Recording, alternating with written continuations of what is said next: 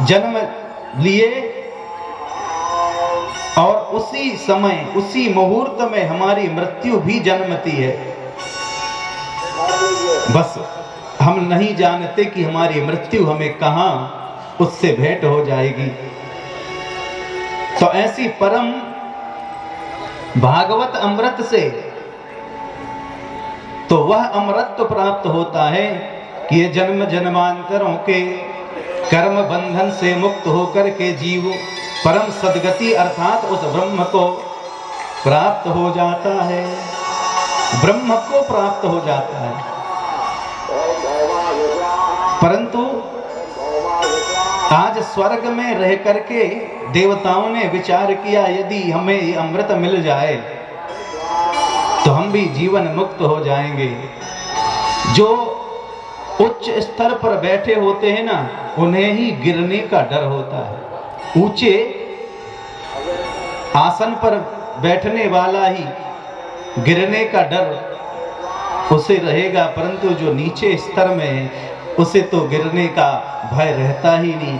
तो आज वही स्वर्ग में बैठे हुए उन देवताओं को ये भय है कि हमारे पुण्य क्षीण होंगे तो स्वर्ग से पतित होकर के हमें भी कर्मानुसार फिर संसार में आना पड़ेगा, इसलिए मुक्त होना चाहते हैं। परंतु वह कर्म योनि नहीं है देवताओं की, वो भोग योनि है। आपके जितने पुण्य हैं, कहते हैं ना स्वर्ग चले गए, अब स्वर्ग में तो पहुंच गए पर स्वर्ग में कब तक अधिकार रहेगा? स्वर्ग में आप कब तक रहेंगे? जब तक कि आपके सुकृत पुण्य हैं, और पुण्य क्षीण होने के बाद पुनः यही 84 लाख योनियों में पड़ना पड़ेगा। पर ये भागवत अमृत यदि पान कर लिया तो ये 84 के चक्कर से मुक्त होकर के साक्षात सद्गति को प्राप्त होकर के ब्रह्म में लीन होते हैं। इसलिए ये भागवत अमृत सबसे महत्वपूर्ण है। ऐसे परमहंसों में श्रेष्ठ सुखदेव जी का जन्म का भी बहुत सुंदर रहस्य है, बड़ी दिव्य कथा है। देवाधिदेव महादेव जो संपूर्ण सनातन धर्म के एक मूल हैं, जिन्हें आशुतोष सनातन कहते हैं, ऐसे भगवान आशुतोष सदाशिव परम विरक्त कहते हैं उन्हें योगीश्वर, और कृष्ण को योगेश्वर और सदाशिव को योगीश्वर कहा गया। ऐसे शंभु सदाशिव समाधिस्थ अवस्था में ही हमेशा विराजित रहते हैं। भोलेनाथ ज्यादा समाधि लगाए रहते हैं और उस समाधि में ध्यान मनन चिंतन करते हैं। किसका? भगवान रमन्ते योगिनो अस्मिन् इति रामः। योगी है ना भगवान, योगीश्वर हैं, परम योगी हैं, तो योगियों के हृदय में रमण करने वाले वही परमात्मा राम हैं। उनका हमेशा ध्यान मनन चिंतन करते हैं। एक दिन की बात है, देवर्षि नारद, जो नाम ही नारद है, भगवान के अनन्य भक्त हैं, परंतु जहां पहुंच जाएं तो वहां समाधान ही करते हैं। आज मन में विचार आया कि चलो भगवान भोलेनाथ के दिव्य दर्शन करें,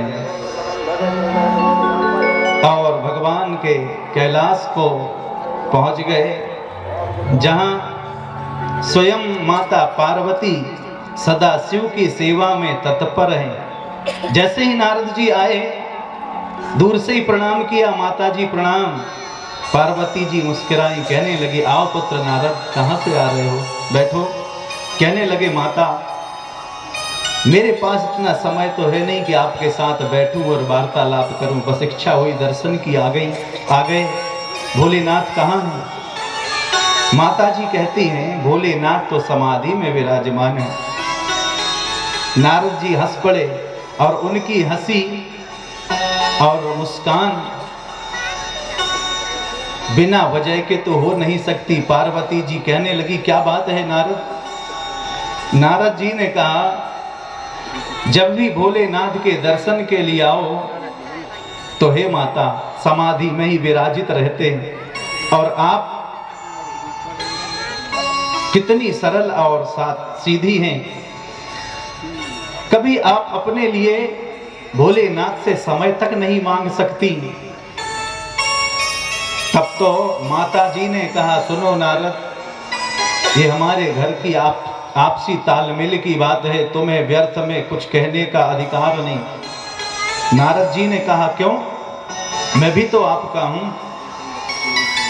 पार्वती ने कहा, हो तो क्या, ये पति पत्नी के बीच का मामला है।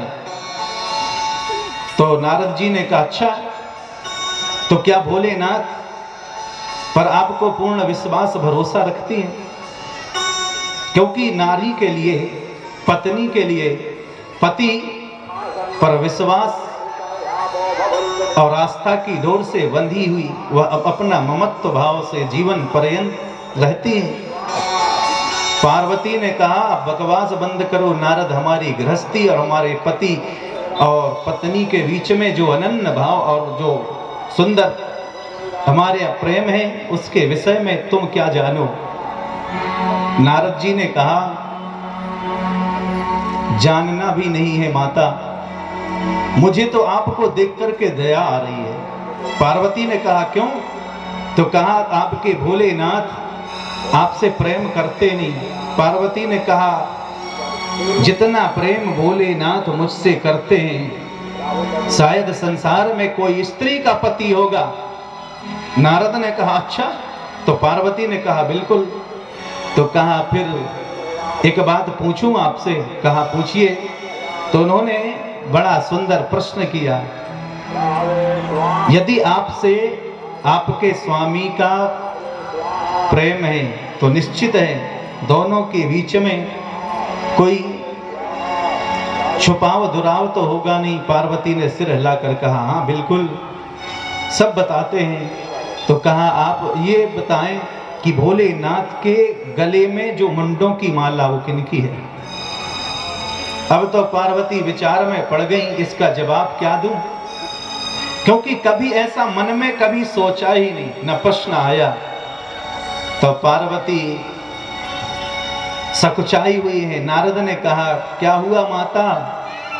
तो पार्वती जी हंसती हुई कहने लगी, नारद जी, ये तो तुमने ठीक कहा, अरे हमने ही नहीं पूछा, इसमें भोलेनाथ की गलती नहीं। नारद जी कहने लगे, माँ, मैं जानता हूं आपको कुछ पता नहीं रहता, भोलेनाथ आपसे बहुत छुपाते हैं।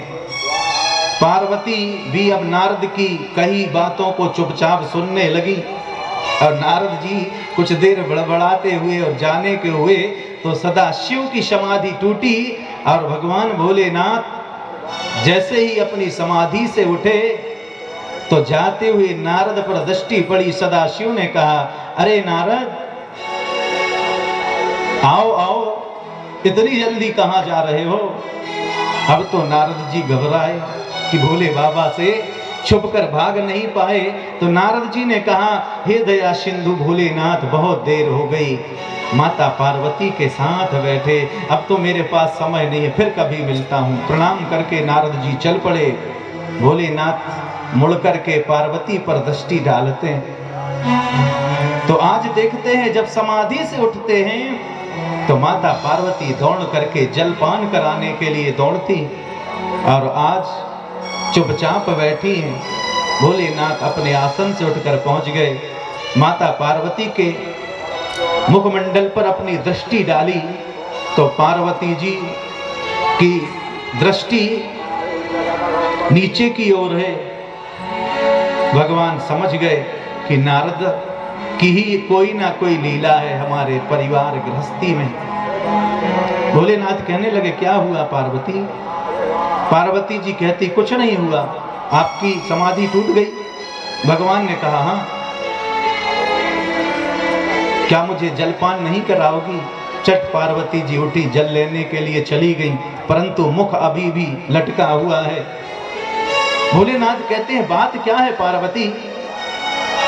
पार्वती ने कहा, कोई बात नहीं भोलेनाथ। कहा, तुम्हारा मुखमंडल आज उदासीन क्यों है?